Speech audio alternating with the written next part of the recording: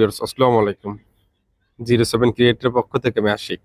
আজ আমি আপনাদের মাঝে এমন একটি ভিডিও শেয়ার করব যার মাধ্যমে আপনারা আপনাদের হোয়াটসঅ্যাপের যে কোনো চ্যাট বা যেসব এসএমএস করেন সেটি যদি আপনি ইচ্ছাকৃতভাবে বা অনিচ্ছাকৃতভাবে ডিলিট করে থাকেন, সেটার যদি প্রয়োজন হয় কিভাবে আপনি পুনরায় ফেরত আনবেন।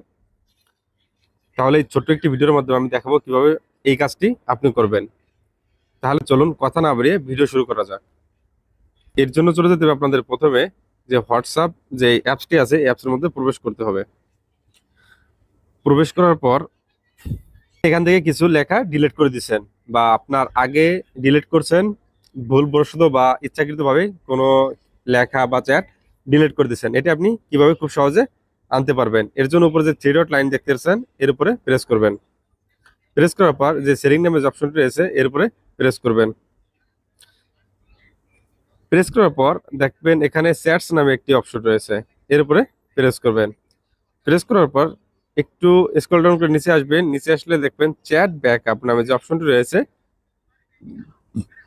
এর উপরে প্রেস করবেন। প্রেস করলে এখানে দেখবেন ব্যাকআপ, যে ব্যাকআপ নামে যে অপশনটি রয়েছে এর উপরে প্রেস করবেন। প্রেস করলে এরা কিছু সময় নেবে যে আপনার যে চ্যাটগুলো বা যে লেখালেখিগুলো ডিলিট হয়েছে সেটি রিটার্ন আনার জন্য।